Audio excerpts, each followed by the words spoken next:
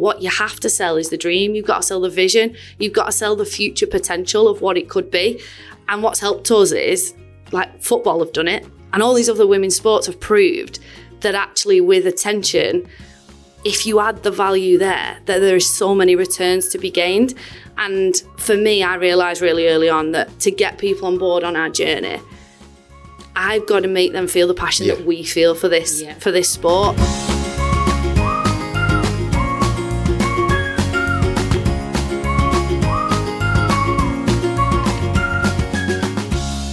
Hello and welcome to Beyond Borders, and I'm your host, Andrew Fahey. And in this podcast, we talk about the exciting challenges of taking your business globally. And we do that by speaking to business leaders to see what we can learn from their experiences. We speak to service providers who have products and services that can help make our lives easier. And sometimes we just speak to really talented, amazing people to see what we can learn from them and adopt into our own lives. And the latter is what we're going to be doing today.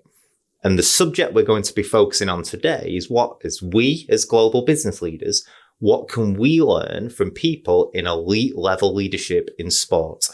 And to help us with that conversation, we've got two very special guests. We've got Jodie Cunningham and Emily Rudge. Welcome to the podcast. Thank you. Thanks. Good. Thanks for having us. No problem. So I like to start people off really easy. And I'm not sure how we want to do this. So take it in turns. You guys. I could probably tell her story. She could probably tell mine. So you two should be more coordinated than me anyway. So your call. But just to start off, just tell me your story. How did you end up here today?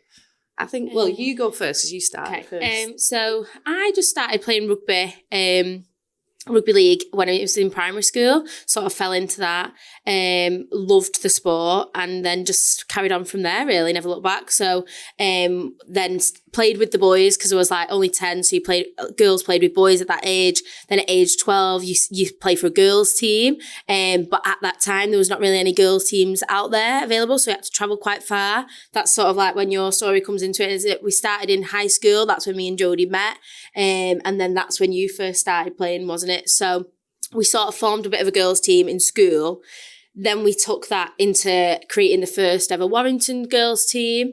And then from there, we played at Fahey, and then now we play for St Helens. And we both play for England as well.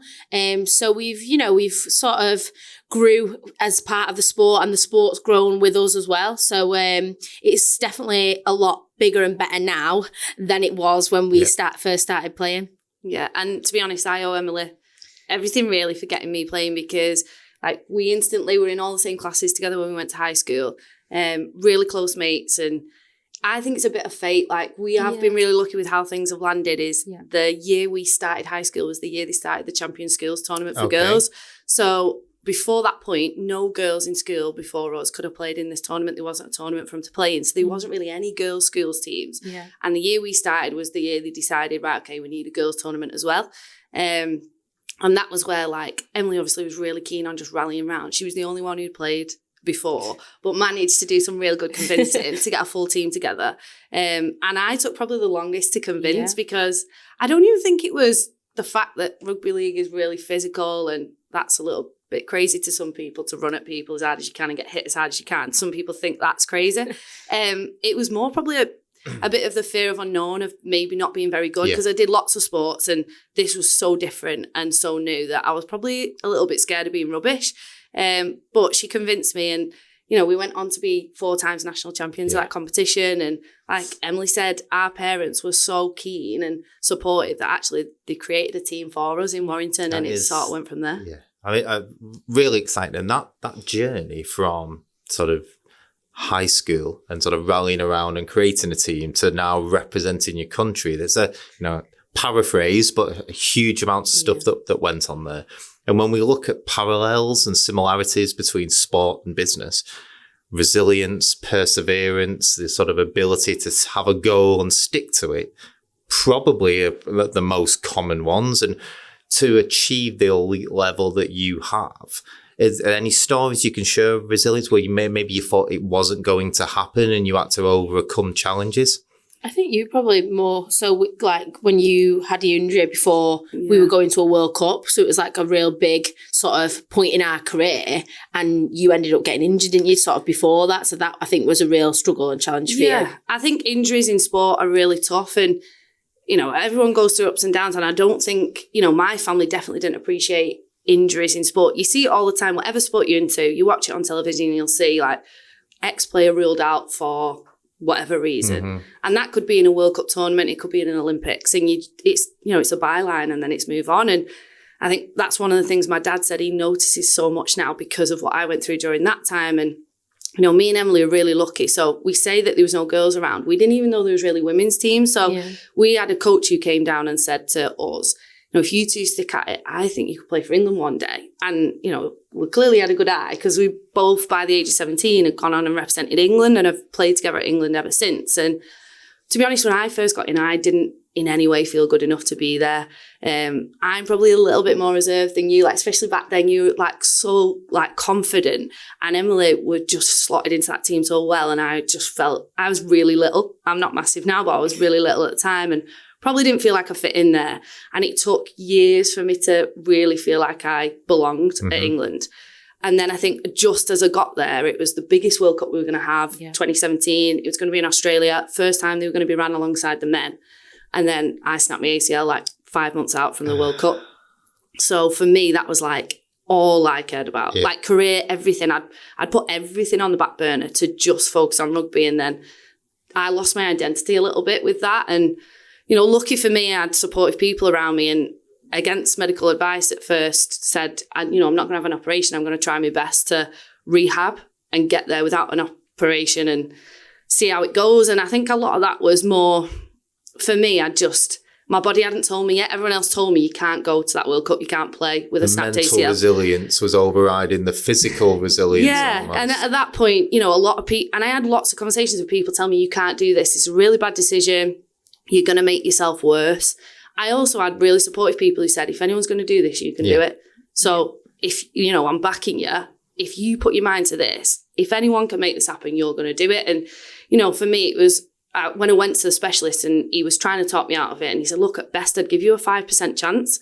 And I walked out of that room buzzing. With 5%, I was like, I walked in with no percent. So the fact that I came out with 5%, he was trying to let me down. And I was like, that's 5 in 100 people. When you put 5 into 100, you go, you only got to be one of the 5 out of 100. That felt like good odds. And, you know, I still never really believed I'd get there, but really lucky for me. I had great, you know, my friends were really important, my teammates really important, coaches, obviously the medical staff.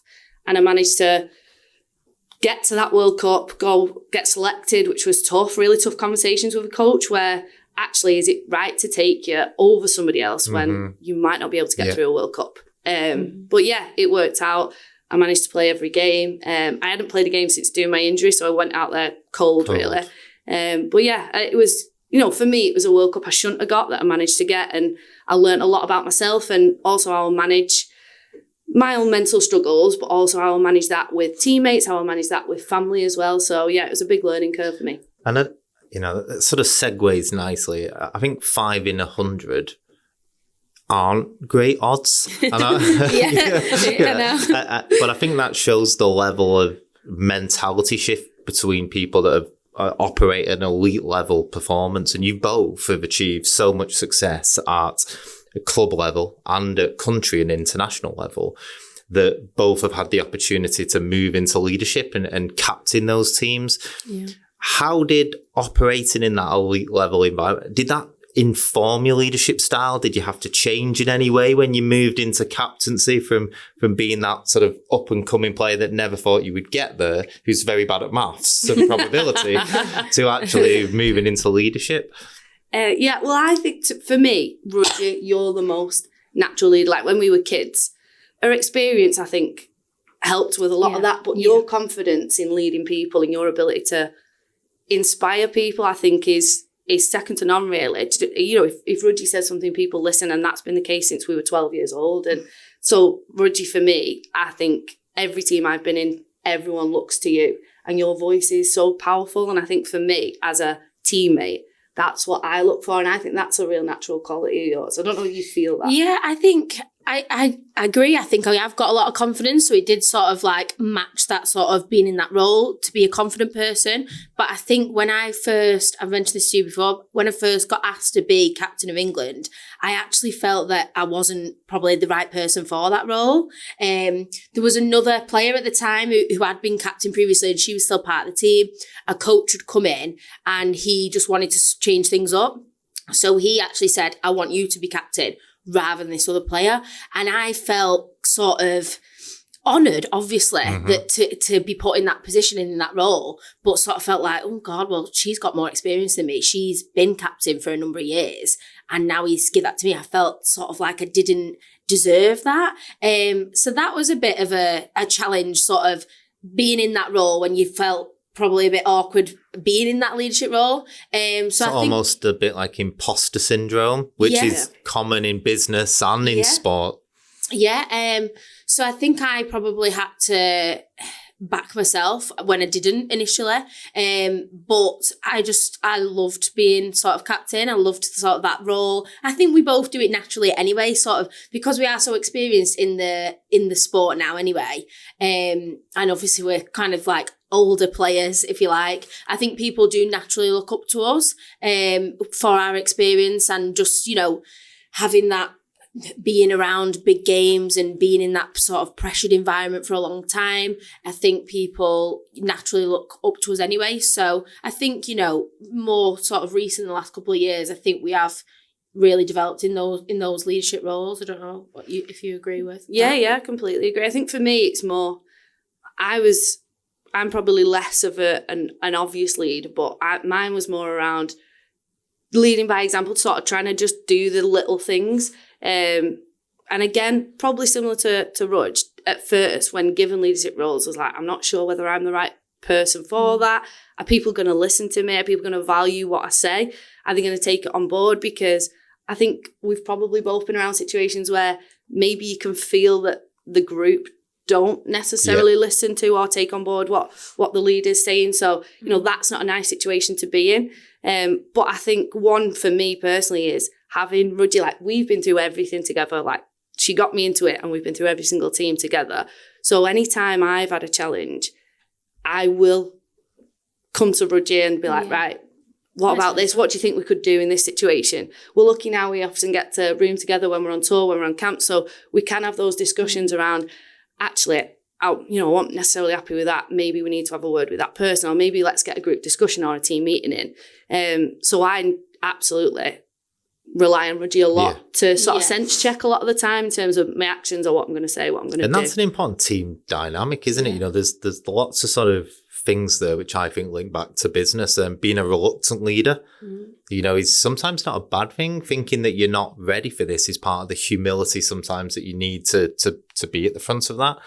I think having a great story, I think the fact that both, anybody in that room will see what you've done and what you've achieved, it's naturally easy to follow people like that as well. And then actually having each other to sort of bounce off is really, really important. And it's, not a rugby expert, but when I look at sort of rugby, it's not just the leadership things that can come into everyday life. So unity and togetherness. There's a lot of qualities in your chosen sport that help with everyday life. Does it influence your careers, your personal? Are you better people because of the disciplines you learn in your sport? Yeah, I would 100% agree with that. I think that through rugby, that has actually given me so much confidence. Like, I know Jodie mentioned before, like, I've got a lot of confidence. But actually, when I was a kid, before I started playing rugby, I was so shy, and nobody ever believes me when I say that. Like, you were never shy. And I was like, I was. And rugby, through like the experiences, the opportunities you get, the fact that you're sort of in an environment where, especially as girls, young girls, you're not really meant to be in that environment. It wasn't really a place for girls at that time. It was very much like a male dominant environment. So, you have to back yourself. You have to like have confidence in order to thrive in that environment. So yeah, through rugby, that's give me so much confidence. It has helped me develop as a leader, just sort of being pushed into those positions. You do grow as a person and you find out a lot about yourself, and what you're like. And I think especially in like rugby, being on a rugby field, you have to be like so tough. Like you mentioned before about being mentally tough, you have to be mentally tough and physically tough. And I think if you are to take a backward step, that then is when your sort of opponents are gonna, you know, come at you even more. So you do have to be tough. And I think that is a great quality for us, just for me in everyday life, you know, to have that mental toughness. And when you do come up against like adversity and challenges in your life, you know you're that, prepared. You can prepare, you can cope with it. You've been in those sort of high pressure environments, you know, actually, you know, I can get through this. I can achieve success even when it's hard. So I think that has definitely helped us through sport. Yeah, absolutely. And look, when I was going into like, what do I want to do career-wise? Because obviously we're not full-time. Like all of the women who play have got full-time jobs and train alongside it. And it is hard to balance, and it's hard to get your experience and do other things for your job whilst you're doing that. But actually my CV was full of things that I'd learned and skills that had developed through rugby. You know, having tough conversations with each other is a natural thing in sport. You have to be able to pull each other up. You have to be able to raise the standards as a group. And that involves actually within a team, whether you're a leader or not, being able to say, come on, that's not good enough. Respectful challenge is another one that's constantly. Really. Yeah, we have to do that a lot. And that doesn't come natural to everybody. You know, some people are better at that. That's something I probably had to learn a little bit, is to be able to, in the right way, say, look, come on, that's not good enough. You've not done this, you've not done the other. We're a team here. We have to all be on the same page. There's all different things with that. And probably getting into like the England setup young and being forced to speak in group environments and stand up and maybe do interviews, that I didn't realise how powerful that would be when I got into the workplace, because you might have to stand up and do a presentation in front of a group of people. And that was much less daunting, because actually from a young age I'd done that sort of thing. It might be you a different guys have topic. been in selection centres since you were little kids. You know, so an interview or a podcast is just you know, water off a duck's back, really. To be honest, you're right. Like with interviews and stuff, but like even a job interview, it probably give me loads of confidence. Like I can back myself in an interview that I have so many different situations. When someone, you know, the natural questions in an interview of, can you give me a scenario when? And look, I might not be able to give you a business place one, but I've probably got hundreds that I could pull from rugby-based scenarios that are so authentic and usually provide that example really well. So 100%, I think it's given us so much. And one of the main things I think I've learned, I think my confidence has built over time, and I absolutely am so much more of a confident person now. But I think more recently, and we spoke about this quite a lot, is what rugby's provided, particularly for females, and you touched on it, that you're in a male-dominated environment from a young age, of actually where people are often telling you maybe you shouldn't be here, and actually, you know, girls can't play, or this. So you know, you learn to fight a lot. Like we've probably had to fight more than we've realised, because also you're grateful when things change, so you don't realise you're fighting, but actually you have to fight a little bit to push the boundaries and constantly do that. And now actually, we're starting to see like the rewards from that, and that's little girls coming and they've got your name on the back rather than the men's name on the back, and actually that wasn't possible before, and that's something you fought for and happened, and you can see how that benefits people. And then those girls are asking you for photos. And look, what rugby provides more than anything as women, but I think across even not women, is that ability for 80 minutes to be this really unfiltered version of yourself, where you can't think, you don't have a split second on the pitch. So you are making split second decisions constantly in attack, in defence. You have to be on it all the time. And I think as a woman there, you can't be bothered that, you know, what does my hair look like? And, you know, like, you know, most of the time we've got blood pouring from us. Like it's pretty much like one of us has got black eye, broken nose, slit hair. And, you know, we come off the pitch and we do look like we've been at war. But, you know, for us, that's really powerful, because we're not valued in terms of what we look like. We're valued because of what we can do on the pitch. And I think that's a really important message for everyone. Life lesson, business lesson, sport lesson. Particularly young girls, it's like, it doesn't matter what you look like, and we shouldn't judge and perceive people on that. Actually, it's all about what you can do and what you offer and the value you bring. I definitely want to drill into the sort of pioneering for women's sport in a little bit later on, but it's not just your teammates and each other that you can learn from. This podcast, Beyond Borders, focuses specifically on international business. And sport learns from other countries as well. Rugby league in particular, very sort of popular in the Southern Hemisphere. Yeah. Have you seen in rugby league experiences and things that we've adopted from overseas cultures, processes come into your sport? Have you seen where, like in business, have you seen that happen? Yeah, I mean, particularly I've worked at the governing body, so the RFL, over here, and I've worked at the Rugby League World Cup, which obviously learned a lot because it followed one in Australia. So we worked really closely with the NRL and the team that delivered the World Cup over there. And the NRL are the Australian governing body? The Australian governing body of the sport that, out there now they've just took over and they are now the number one sport in Australia. So I think it was Aussie Rules they've took over now because they're that big. So, over there, if we went out and we were playing the level we are, which is the women's NRL, out there, they are superstars and they are full-time, and the men are absolute celebrities, like, when they walk down they've got a lot of things right. So there's lots from a sense of marketing, what we deliver, what the competition looks like as a whole, rules. We are constantly changing rules in our sport, a lot of which we take from the NRL. So there's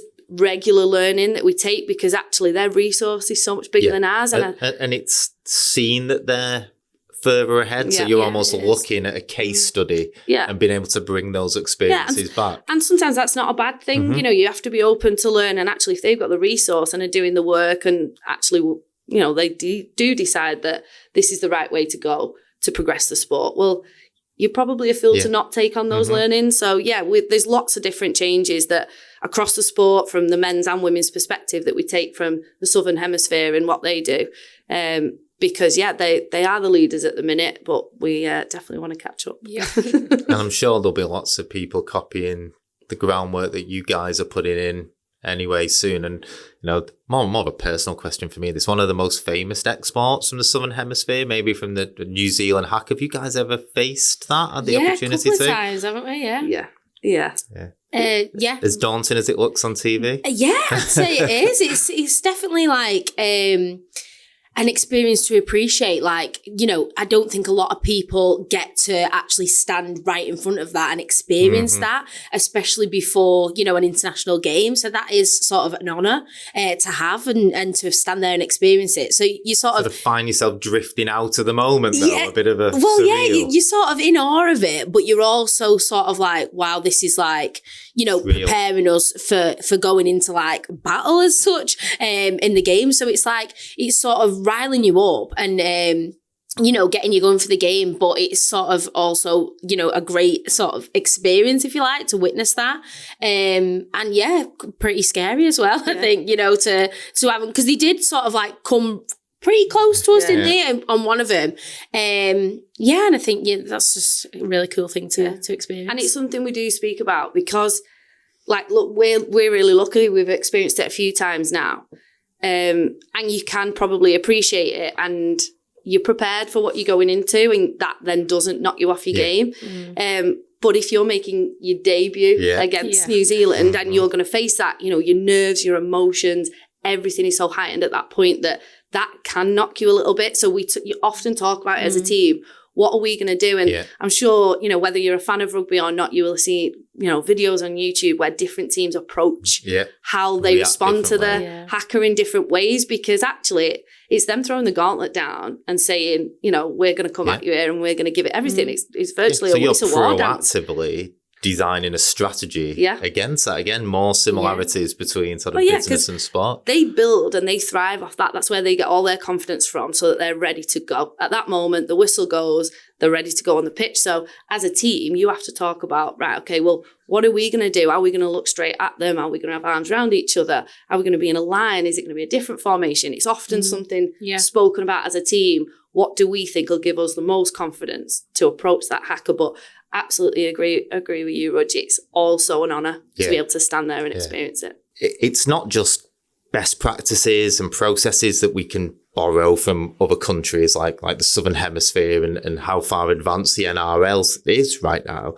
but it's rugby and any elite level sport is actually just a global leadership team. It's people, whether that's the ownership structure, whether it's the people that run the clubs, whether it's the players, the support staff. It's a multicultural environment of the best people in that elite level brought together. What does rugby league do really well in that field so people can learn from how to build those multicultural teams? I think one of the benefits and one of the real selling points of rugby league that anyone will talk about when they're involved in it is how in touch with community it is. We are not Premier League footballers. We don't have that level of exposure, but I think there's lots of benefits that come to that. You could go to any community club and they will tell you about an ex-player or current player that comes down and helps coach or comes and presents trophies when it's the end of season awards. And we're so in touch with our communities, and that's the case of any cultural community. So there's lots of things I learned when I was working at the World Cup around there's Fijian culture in certain areas of the country, and then there's a Jamaican population in Leeds. And actually, when we're bringing Jamaica over, our rugby players are so naturally embedded in the community that they're so interested in then being part of that and going into the schools and talking about their heritage. And for me, a massive selling point that we do really well in rugby league is being in touch with our community so that we can relate to them and actually people can embrace and talk about their culture. Conrad Hurrell at Saints is so proudly Tongan, and he's brilliant, and he's so confident to express his culture and wear his ceremonial dress. And he turns up and he's in his flip-flops and you just think it's absolutely brilliant. And the kids love and embrace that. And because he is Conrad Hurrell, superstar, Saints player, that actually they then embrace that culture and they learn. So for me, that's one of the things I think we do really well is if you're genuinely in touch with and integrated into your community, then actually you authentically can embrace and educate around different cultures. One of the things that's really interesting for me when I listen to you guys talk, and I've had the benefit and the luxury of watching you play and train as well, is the level and the attention to detail you put in, the planning, the preparation. And when I compare that to business, yes, it happens at a senior leadership level, but the opportunities and the effort that you guys put in to achieve success compared to what maybe a normal employee who starts a job and is just given a phone and says, there you go, start today. Just talk to us about the level of detail that goes into your lives. Yeah, I think one of the things I love about sport is that you plan for, prepare for, and then you have immediate feedback as to whether that's worked or not. You either win or you lose, and there is a margin of error of, you've won by 20 points or you've just beat them by 4. You get that on a regular basis. And we plan and prepare on various different scales. And I think you probably don't get the opportunity to do that in a business environment. We go, right, okay, this week we are specifically focusing on, so we've got a quarterfinal against Huddersfield. We are previewing them, what they do well, what they do not so well, and how we can counteract that. But then we're also going, actually, who are the teams we need to beat in order to lift the Challenge Cup, get back to Wembley? Who are the teams we need to beat to finish top of the league? So you have then more sort of medium to long-term goals for the season. We also then are planning and thinking, right, okay, what does our squad look like? What do we need next year so that we're still lifting trophies? And I think in sport, you have to be that way or you get left behind. You can't be solely in the moment all the time. As players, when you're on the pitch, yes, you're in the moment, but from a staffing perspective, from an overall team perspective, which is more my role now. So I took on a role at Saints as the head of the women's programme. So I do have to think, look, me and Rudge would love to play forever, but we're not going to. Who's going to step into our shirts? And we have to have those more long-term plans all the time. And I think that is probably a luxury that businesses maybe don't get the opportunity to do, or maybe don't. That real-time feedback, I've never thought of it like that before. That's you either win or you don't. Yeah. And so you know whether it worked or it doesn't work. In business, strategies can take years to develop, and actually there's financial elements to it, there's people elements to it. So I really like that one. And you were sort of touching on succession planning a little bit then, and I want to change tact a little bit now. So we're not the first people to talk about similarities between sports and business. Lots of people have done that. The thing that I think is interesting here, so as a CEO of a business, one of the things that I I take very seriously is that part of my job is to leave the business in a better condition when I leave it than when I found it. You know, whether that's a business, whether it's a team, whether it's a sport, that's really important. And actually, you guys are spearheading that for Women's Rugby League as well. So it'd be great to just hear you talk about the passion, what's happening and how you're driving this evolution. Yeah, I think so when we first started playing, Women's Rugby League was very much a sort of a tiny little sport where there was very few women actually playing the sport. And it was quite hard to like find a team, a local team. It was quite hard to actually get a full team of women. So that in comparison to what it is now, it has massively grown. And I think we're really sort of privileged to have been through the whole journey. You know, there's lots of girls who come into the sport now and just see it for what it is. Like, we're playing for a Super League team, we're playing on Sky, you know, we have great facilities, great medical care, and that's all they know because they, you know, they've come into it at a young age. We're sort of really honoured to have all that background of where it's actually come from. So I think that makes us really grateful for where the sport is now, but it also sort of makes us want to keep driving the sport further because we know how far it's come in such a short space of time. I think it's really exciting to think how much further can it go. You know, you talked about before about the NRL and like looking at those in Australia, and I think they were probably in a similar position sort of 10 years ago to what we are now. So to look at them to be full-time athletes, you know, to be like superstars over there, I think that's just creates so much exciting opportunities for our sport and for the girls that are coming through. So I think, you know, it is really important, like you say, for us as well, to leave the sport in a better place and for us to, you know, sort of drive that momentum of the sport. And we do like to always talk about the sport in such a positive way because it has been such a positive impact on our lives. So I think, you know, the more people who can be part of that and experience that, you know, the better for them and for the sport. Yeah, I agree. And I think one of the things I learned working at the World Cup, so I spoke about my injury before, and actually at the time that was the worst place I've ever been in. And I know that it was the best thing that ever happened to me because I had to change, I had to learn, but also so many things came off the back of that at the time I didn't realise because I wanted to, because I lost my identity, I wanted to add value. I was just like, I'll do anything. If you need someone to go talk at something, if you just send me because I just want to feel part of the team because you feel so isolated because you're not on the training field and you're not playing. And off the back of that, I actually went and did an assistant coach off the back of the 2017 World Cup said, is there any chance you can just come do a couple of minutes at this like team away day thing for the RFL? It was just reviewing the World Cup, where we want to get to. And I was like, right, okay, I had to take a day off work. I had to travel myself down to Skipton, it was, just to do a favour. But at that time, I was just like, yeah, I'll do whatever to help. Obviously, I didn't know, you know, putting myself out there, the CEO of the World Cup was in the audience at that time. And they'd already committed, we'd won the bid to host the it ended up in 22. It was supposed to be 21 World Cup. And for the first time ever, they were running men's, women's and wheelchair. I didn't know any of the context, but he came up to me afterwards and said, thought you spoke well there. You're clearly really passionate about the women's game.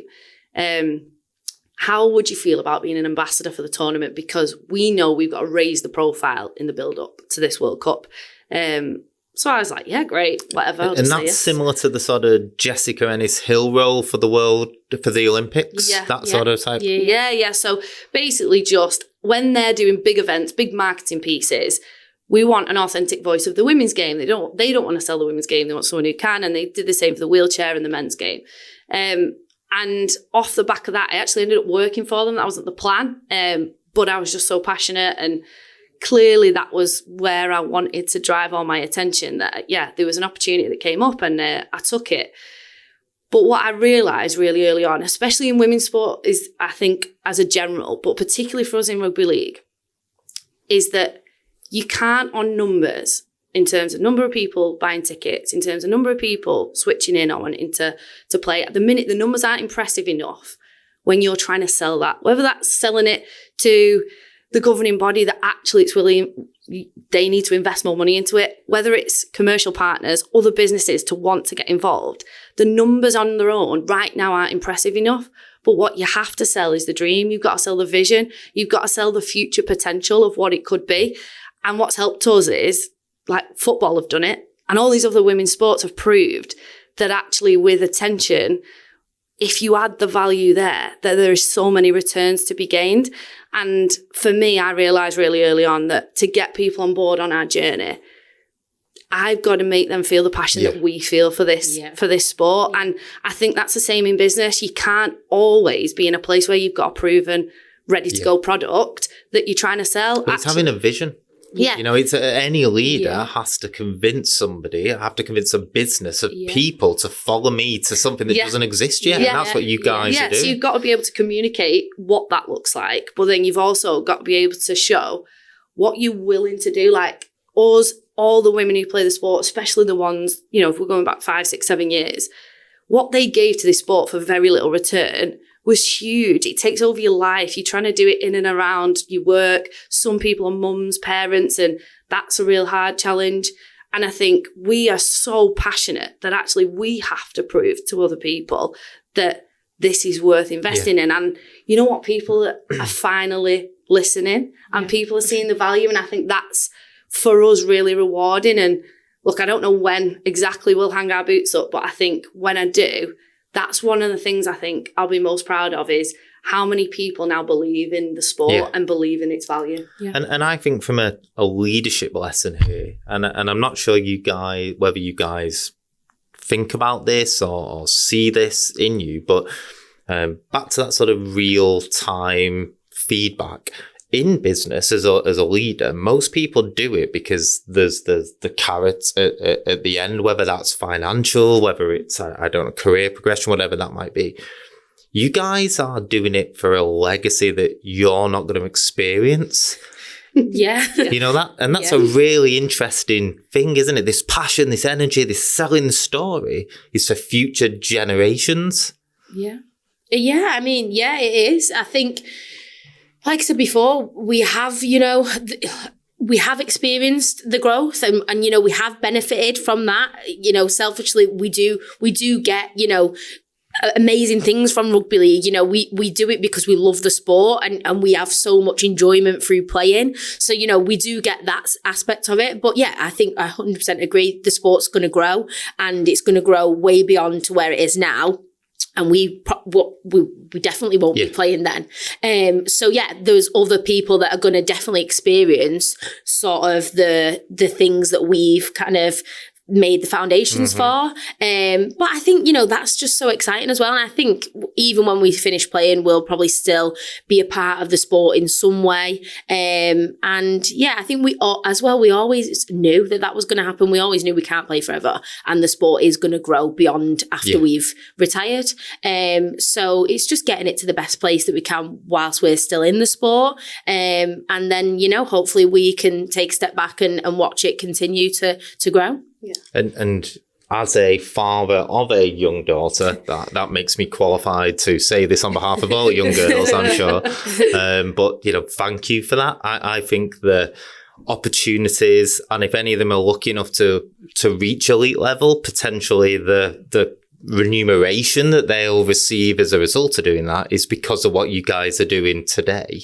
And that is what leadership's about. It's putting the bigger vision ahead of oneself sometimes. So thank you for doing that.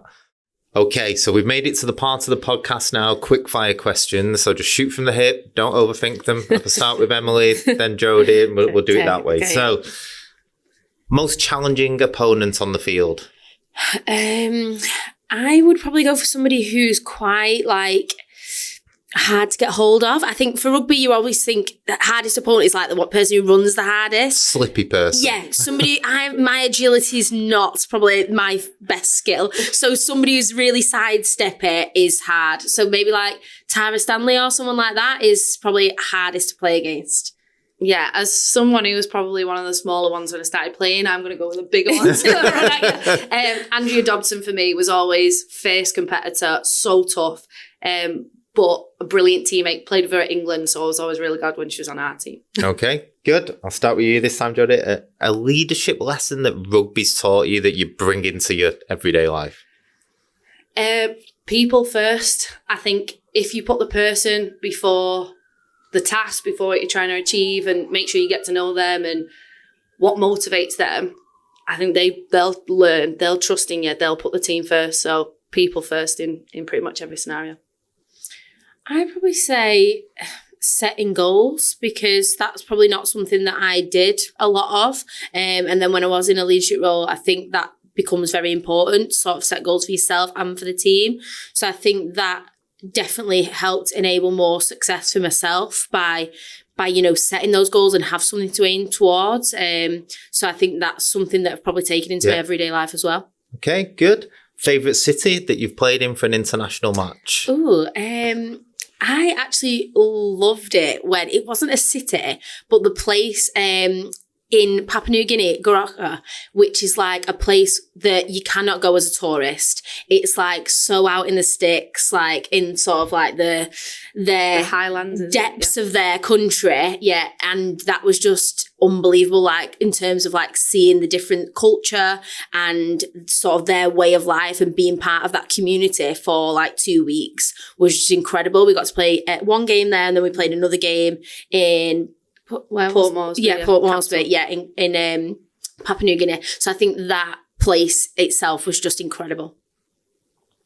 That is a really good one. I think more than half the town actually came to that game. Oh, wow. Bearing in mind, it was a really poor area of Papua New Guinea, and they couldn't even afford shoes, some of them. Like, they would share boots like to kick with. They played on virtually concrete. It was crazy. They were rugby league mad, and yet over 7,000 people came and watched our game. And actually, that was culturally, I know this is supposed to quick fire, but culturally, that was a real strong lesson I learned of how powerful sport can be, because in Papua New Guinea, women are very much second-class citizens. They're not provided with the same opportunities women are in our country. And to see the fact that they could see past that we were females, but that it was this sport that they loved, and they were willing to spend the very little money they had to come and watch us and value us as athletes. They could see past females, and they have lots of violence and sexual assaults in Papua New Guinea. So I feel like that was powerful to me in terms of how sport can change culture as well.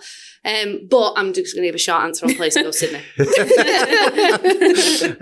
And the last one, so given your sort of vast experience of working with different people or different backgrounds, any advice for people that are starting to either to build or lead a sort of culturally diverse team? Ooh, that's a tough one.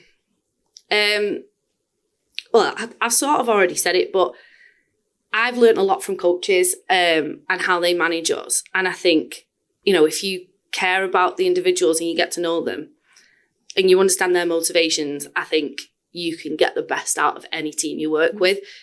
Not everybody's the same. When we're in our team, you have to speak to, communicate with, deal with each player differently. You can't just have the same approach to everybody. So for me, that's what it is. It's making sure that you understand the people and their motivations, because you'll get the best out of them.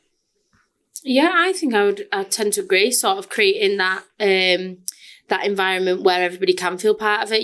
I think rugby league's probably one of the best sports for being so inclusive of everyone.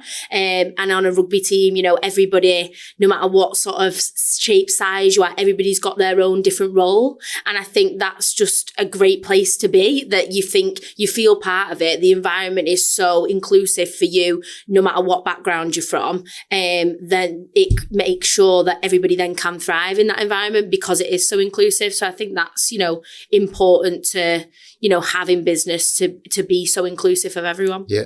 No, the longest quickfire questions have ever gone, but but the answers were the answers were great. So, finally, how can the listeners learn more? If is there anything that you want to talk about in terms of St Helens, in terms of the international, in terms of the pioneering you're doing for the women's game? This is your moment. Feel free to plug away. I'm really big on social media. I love the social media side of the sport, and I think that's a great way to to grow the sport, for people to get sort of an extra insight and get to know the players, learn a bit about the team and get to know the background. So I would definitely plug the Saints social media. They've also just recently launched today a women's rugby league channel. We'll try and get here. Okay. He'll give the details of that here. Yeah, so Saints Women, Women's Rugby League channel, which is just player-led, and it's all about, sort of what the players get up to on a day-to-day, a bit about their lives, a bit about the sport. So if you are interested in Women's Rugby League, that's a great place to go and find out more about it. Yeah, and if you want to come and watch us, we're in action this weekend, aren't we, in the quarterfinals at Fahey, because it's not stopped raining for pretty much 4 months. So we're struggling at the stadium at the minute. But yeah, pretty much all the fixtures are on the Saints website for the women. So if anyone fancies getting down to a game, we'd love to hopefully excite you on the field. Thank you so much. I guess it's summarising the conversation today, that there are countless similarities between sport and business, but having the opportunity to speak to both Jodie and Emily, there's probably more similarities than maybe we first realised. The level of attention to detail, the strategy and planning, being respectful of cultural differences, learning from overseas environments, bringing some of those things into your own business, your own world, and actually then shaping and changing those and then potentially exporting those for other people to learn from as well. And I think the biggest and probably most touching bit for me is the clear leadership qualities that these guys show, pioneering a women's sport and really doing it for the good of the future generations. I think that has been absolutely fantastic. So thank you so much for your time. Thank you very much for having us. Yeah.